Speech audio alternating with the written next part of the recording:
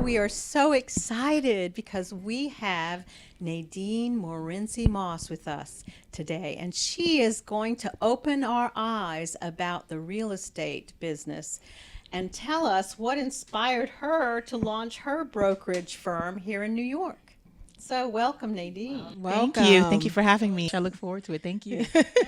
So tell us, how did you know you wanted to be in real estate? I mean, that is a big dream, if you ask me. Especially in the big city, right? Yes. Did it sneak up you like the New York rent increase?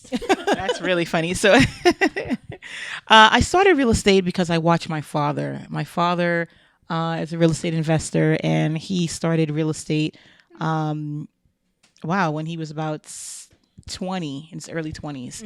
And I think it was because of housing security. He wanted to bring his family here. Well, he brought 10 people here from Haiti. Oh my. 10 family members, and he wanted, housing for them. So initially he got an apartment, and then he eventually purchased a 3-family home. Wow. And then he said, well, now I need a home for my family. So then he bought his first home for his immediate family.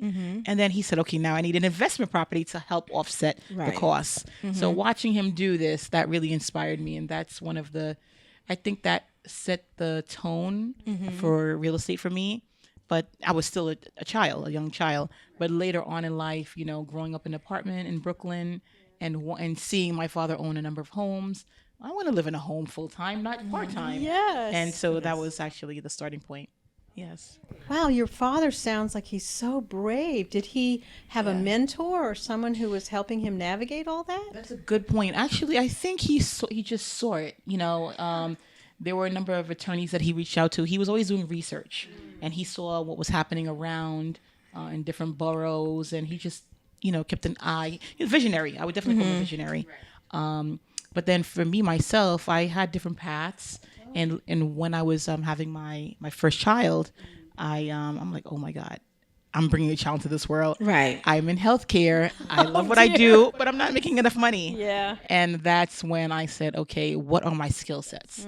And, what do I like? And that's when I discovered that I want to pursue a real estate career. Wow. You've been doing it for how long? 20 years. Get out. Yes. Yes. Wow.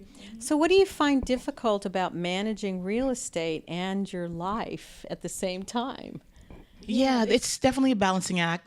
So I do have a family of 2 children, 2 furries, and my husband, and it's challenging. I have to. But one thing I love about this business is that it allows me to spend quality time with my children. So even though I may be running to an appointment to go meet a client, I could have my kids in the back seat, and they're watching me. Okay, they could be in the car for 20 minutes while I went inside and showing. And so they're part of the business. I've been in real estate full time since 2012. Yes.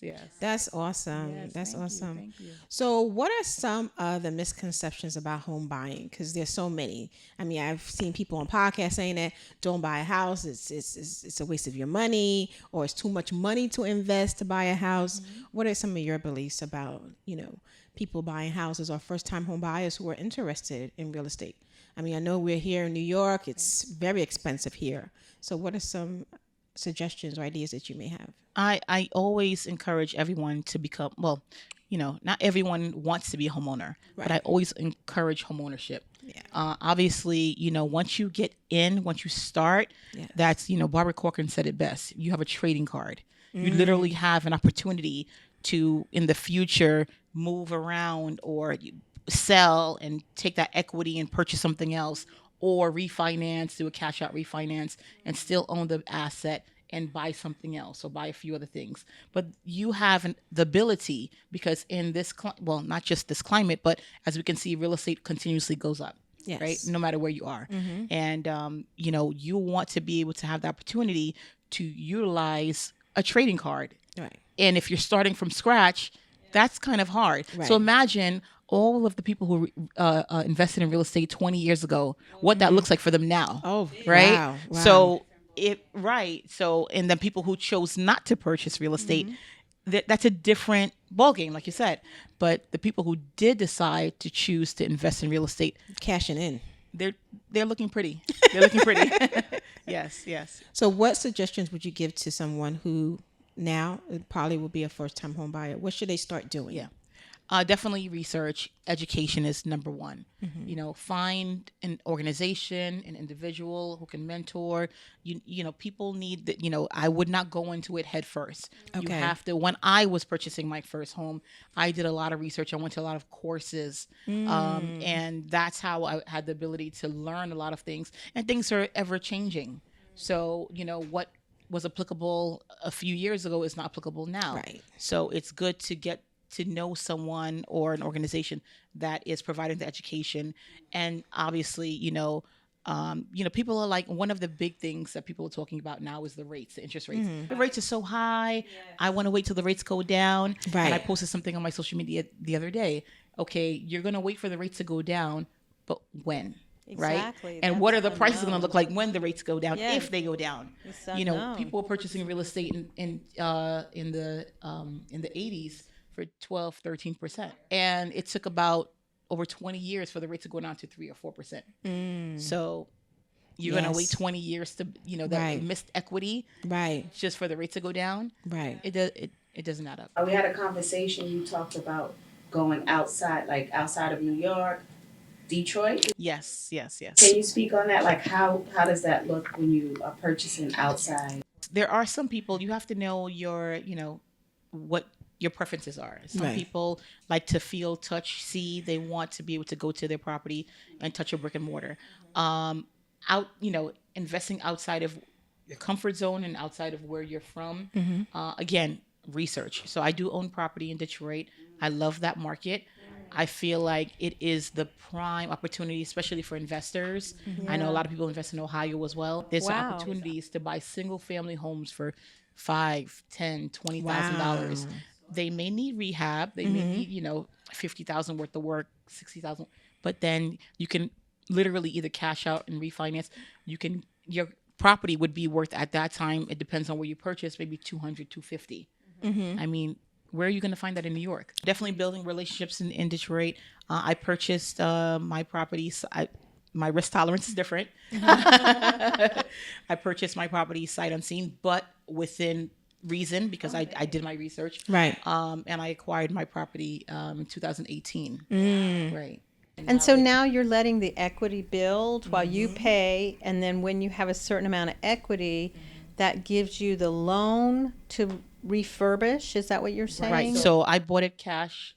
I don't have a mortgage on the property. Oh, wow. Right. But because I bought it at a low cost. Right. It's a 4-bedroom house, over 1,500 square feet, and I purchased it for $5,000. Wow. Yeah. And Yes. it's worth as is about $150,000. And so how long will you let that equity grow before you really start refurbishing? Right. And I'm actually going to start refurbishing in the next couple of months. Yes. Wonderful. And- So let's clarify that. This is what you're doing is somebody who it wants to invest, not somebody who wants like a first time home and they're thinking about moving into it because, like you Right. said, it requires work. Right. And Right. most of our first time home buyers want something they can move in. Right. I mean, it may not be 100% what we want, but Right. over time we can do things to it to make it our own. That's right. But That's right. what you're doing in Detroit and people who go to Ohio, they're investing. That's right. That's right. Okay. And also, the Detroit market, they too have opportunities where, I mean, it's right in front of their eyes. I would not say, wait to see, because a number of the areas in Detroit are blighted, which means that, neighborhoods are abandoned. Right. And some people are fearful, but the market is coming back. It's changing, and a lot of people from different states are moving there. Okay. So this is prime opportunity. But for homeownership, people who want to invest where they currently are in high cost markets like New York, like California, I would say again, do that research, do your homework, and there are opportunities still every day. I work a lot with estate sales, so people who pass Wow. away, their families are probably somewhere in a different state, or they just they don't have the motions to move back into the home or stay in the home, so they're looking to sell. Those opportunities, short sales, Right. when people unfortunately are losing their homes and the banks would rather a short sale exit strategy as opposed to foreclosure. It costs the banks more money, and it's also beneficial for the homeowner to pursue a short sale as opposed to a foreclosure, because now they can, in 2 or 3 years, purchase another home as opposed to 7 years if they foreclose. Oh, Can because you of that. explain the definitions of short sale Yeah. and Yes. foreclosure? Yeah, so a short sale is when someone again is fell behind on their, well, let me just explain foreclosure.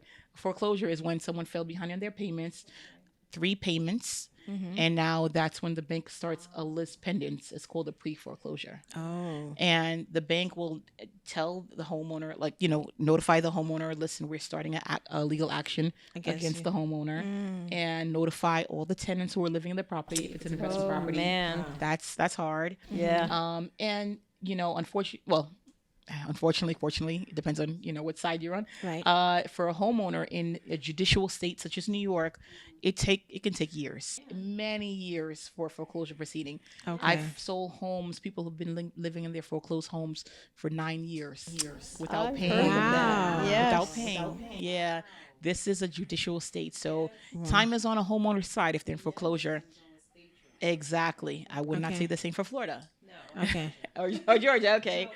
But, however, I would not recommend a homeowner to do that because, Credit score. no, I wouldn't recommend a homeowner to do that for a couple of reasons. Number one, you're creating housing insecurity for your family.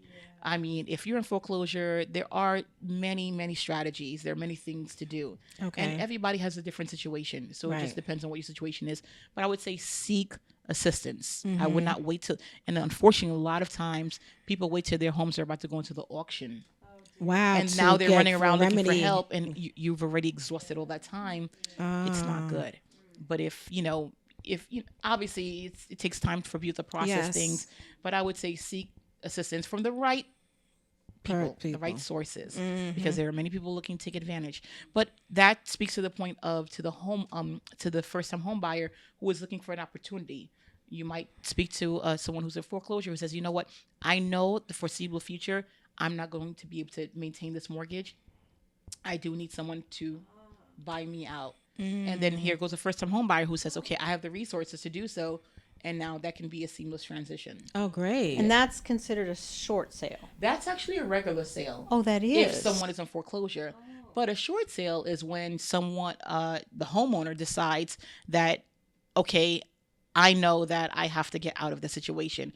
I'm going to contact the bank or hire a realtor and let them know that I want to pursue a short sale. They have to fill out a package which explains their hardship. Ah, And the bank wants to okay. know what your hardship is, the reasons why you fell behind, and then the homeowner says, "I'd like to propose as opposed. I know I owe $500,000 on my mortgage, Right. But will the market and the house condition, it's not up to par, Right. And the market in my neighborhood is stating that the homes in the area could sell for $400,000.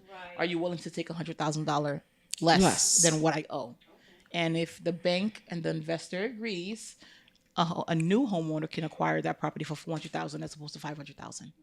Oh, so that's why it's termed short sale. Exactly. I see. Okay. The bank Wow. is getting less than what is They- owed on the mortgage. I see. Wow. That, But I always feel the banks always make out. I feel as though like the banks would never go into default, never lose the money. Somewhere, somehow, it's like maneuvering of the numbers and they get something. So it's funny you say that because a lot of people, especially during the foreclosure crisis, 2008 foreclosure crisis, many people are saying, well, wait a minute. What about that mortgage insurance I was paying? Right? PMIs, right? Yeah, it was the bank. Now with PMI, do you have to tell the banks, okay, I paid enough, stop billing me for PMIs? Yes, you do. So it doesn't automatically come off. No. Thank you for that. Well, no. Let me. okay. Yeah. What Okay. PMI is private mortgage insurance. private mortgage insurance. Right. So Okay. which pays the lender in the event that the buyer is or the homeowner is in default. Okay. So the bank gets paid. Right. Okay. And so if you're a new homeowner, typically you have to get PMI. Yes. If the loan to value is 80% or greater, then you have to get PMI. So yeah, the loan to value. But once you're 80% and lower, But I guess my clarification is that do the banks already said, oh, okay, you've reached the threshold or the 80%, we're taking it off, or do you have to call them and take it off. I always feel as though that nobody's gonna look out for you like you. Right, like you do. Yeah, I would highly recommend you call. You know, Okay. you can observe and see if it comes off, but I would highly recommend. You know what? It didn't come off. It's still there. I'm calling them. I've done that. I've made the phone call on a number of people I know. They made the phone call, and they're like, "Oh yeah, you're right. You don't need PMI anymore, so we'll remove it." I have Yeah. a friend who bought a house and she was like, "Oh, I'm still paying PMI." And I'm like, "You've been in that house for over 10 years." I feel as though that by now, especially in New York, that her house has appreciated enough. Well, it's not just the house appreciating; it's how much did she pay off on the mortgage? Oh, Yes. okay, Yeah, that's how a mu- different. yes. Okay, Right. So in other words, that's the principal, right?